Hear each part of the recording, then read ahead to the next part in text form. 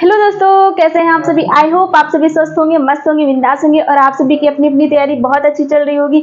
जैसा कि आप सभी जानते हैं कि हमारे सीटेट का एग्जाम 20 अगस्त को होने वाला है। तो अगर मोटे तौर पे हम देखते हैं तो अभी सीटेट के एग्जाम के लिए हमारे पास लगभग 1 महीना बचा हुआ है। तो हम इस 1 महीने को कैसे यूटिलाइज करेंगे, कैसे इस एक महीने में हम क्या स्ट्रेटजी बनाए जो हमारे लगभग 120 प्लस नंबर आ जाएं।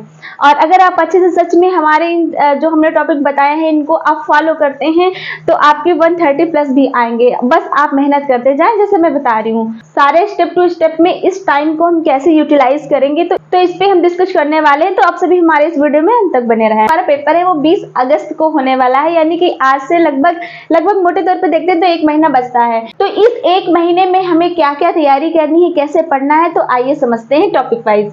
तो सबसे पहले मैं बात कर लूं कि हमारा जो सीटेट का पेपर है उसकी अगर मैं बुनियाद की बात करूं, यानी कि हमारे सीटेट पेपर की न्यू ही है PYQ। जैसे कि मैंने फर्स्ट नंबर पे PYQ डाल रखा है, ये मैंने फर्स्ट नंबर पे क्यों लिख रखा है। तो आप सभी कोई भी कॉम्पिटिटिव एग्जाम देख लीजिए, उसमें PYQ ही हमारी बुनियाद होती है, यानी कि वही हमारा मेन पॉइंट होता है। ये किसी भी पेपर की जान होती है। तो आप PYQ तो बिल्कुल भी मिस नहीं कर सकते हैं।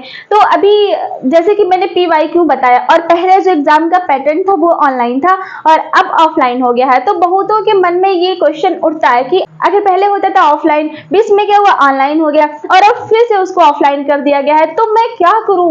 लोगों के माइंड में ये कंफ्यूजन है कि मुझे क्या करना चाहिए, मुझे कौन सा पैटर्न चूज करना चाहिए प्रैक्टिस सेट के लिए, तो कौन से PYQ करूं। तो सबसे पहले मैं बात करूं कि अगर आप 0 से स्टार्ट कर रहे हैं सीटेट की तैयारी 1 मंथ में, तो आपको क्या करना है, ऑफलाइन के पेपर सॉल्व करने हैं, यानी कि ऑफलाइन PYQ सॉल्व करने हैं। तो आप सभी देखेंगे अगर इनका एनालिसिस करते हैं तो ऑफलाइन के पेपर इजी थे, ऑनलाइन के अपेक्षा ऑफलाइन के पेपर इजी थे। तो आपको क्या करना है कि सबसे पहले अगर आप 0 से स्टार्ट करते हैं, अपनी पढ़ाई शुरू कर रहे हैं, तो आपको ऑफलाइन पेपर ही देखने हैं। कितने देखने, लगभग वही 18, 19 और 21 तक हुए हैं ऑफलाइन, तो आप वो देख सकते हैं।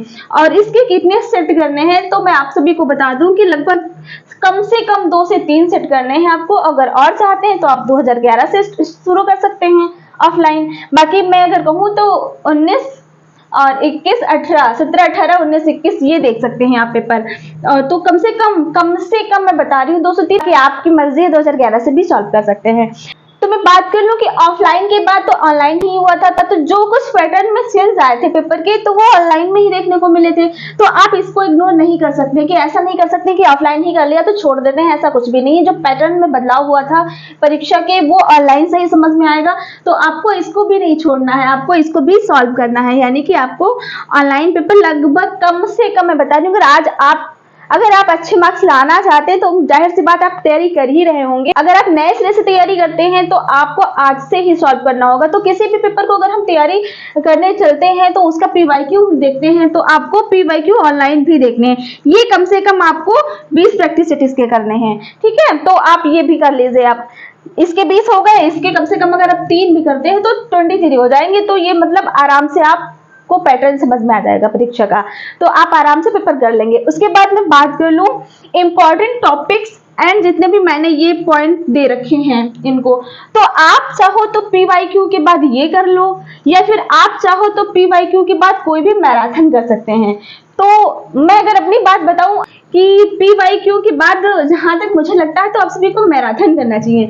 आप सबसे पहले तो PYQ ही सॉल्व करेंगे, उसके बाद जो आपको टॉपिक से क्वेश्चन नहीं हो पा रहे हैं आप सभी वो नोट करके रख लेंगे, और उसके बाद वो टॉपिक देख लीजिए, नोट करके रख लीजिए, और वो इंपॉर्टेंट टॉपिक देखने ही देखने हैं। बट इसके साथ में सबसे पहले मोटे तौर पर जब देखा जाए तो आप सभी मैराथन करिए, ठीक है। अलग अलग सब्जेक्ट की मैराथन कर लीजिए, जैसे CDP, हिंदी, मैथ्स और इंग्लिश, संस्कृत, EVS, तो इन सभी की मैराथन कर लीजिए। यूट्यूब पे आराम से मिल जाएंगी, आप सर्च करेंगे तो आप सभी को मिल जाएंगी। अगर आप सभी मेरे से जानना चाहें तो मैं आप सभी को बताऊं कि हिमांशी मैम की 4 घंटे 4 मिनट की एक CDP की मैराथन, वो बहुत अच्छी मैराथन है, वो मैंने भी की थी अपने टाइम पे। तो आप सभी वो देख सकते हैं, उससे CDP आराम से कवर हो जाएगी। और हिमांशी मैम के जो मैंने नोट्स भी बताए थे, कुछ पेजेस में थे, पतले से नोट्स थे, वो मैंने टेलीग्राम पे डाल रखे हैं। तो आप सभी हमारा टेलीग्राम ज्वाइन करके वो सभी नोट्स ले सकते हैं। मैं टेलीग्राम की लिंक कमेंट बॉक्स में डाल दूंगी, तो आपसे भी वहां से चेक कर सकते हैं, या फिर आप डिस्क्रिप्शन चेक कर लीजिएगा, उसमें डाल दूंगी, तो आपसे भी वहां से देख सकते हैं, वो नोट्स ले सकते हैं। और वो जो नोट्स है ना, वो उसमें कीवर्ड्स लिखे हुए हैं, तो वो सारे मतलब पूरी सीडीपी कवर करते हैं यार, वो मतलब 30/30 कर सकते हैं अगर आप उस नोट्स देख लेते हैं। और उसी कीवर्ड्स जो उसमें दे रखे हैं वो सारे मैराथन के उठाए हुए हैं, तो आप वो नोट्स और मैराथन एक साथ बैठ के देख सकते हैं, तो आपकी सीडीपी आराम से कवर हो जाएगी। मैं आपको मतलब पूरे भरोसे के साथ बोलती हूँ ये चीज, तो आप वहां से देख सकते हैं, या फिर आपका जो भी टीचर हो, आप किसी से भी, रोहित सर, सचिन सर, किसी से भी देख सकते हैं। जो भी टीचर यूट्यूब पे पढ़ाते हैं, अच्छे अच्छे टीचर हैं, और अदर टीचर भी बहुत अच्छे पढ़ाते हैं, जो हमारे छोटे यूट्यूबर आए हैं उठ के, वो भी बहुत अच्छा पढ़ाते हैं, तो उन लोगों से भी देख सकते हैं। अपना मतलब आपका बेस तैयार होना चाहिए, आप कम से कम बेस क्लियर हो जाए, ये मायने नहीं रखता कि कहाँ से पढ़ रहे हैं, बस अच्छा पढ़ा रहा हो उससे पढ़ लीजिए, ठीक है। तो आप ये मैराथन अगर अलग अलग कर लेंगे, तो आपके जो मेन मैराथन में भाई कोई अगर टीचर उठाता है तो इंपॉर्टेंट टॉपिक ही उठा के लाता है, तो आपके वो टॉपिक आराम से वहां से क्लियर हो जाएंगे। उसके बाद में आपको क्या करना है, पहले ये हो गया, फिर उसके बाद में ये हो गया, उसके बाद में आपको करना है कि जो PYQ आपने किए और वो जो टॉपिक आपने उठा के रखे जो आप नहीं कर पाए थे, वो इंपॉर्टेंट टॉपिक आपको कर लेने हैं। उसके बाद में आपको पैसेज बहुत ज्यादा इंपॉर्टेंट होते हैं, ये फ्री के नंबर होते हैं, आप समझ लीजिए सीटेट में, क्योंकि पैसेज लैंग्वेज में आते हैं, यानी कि हिंदी, इंग्लिश, संस्कृत, जो आप चूज करते हैं संस्कृत इंग्लिश में वो आपका होगा।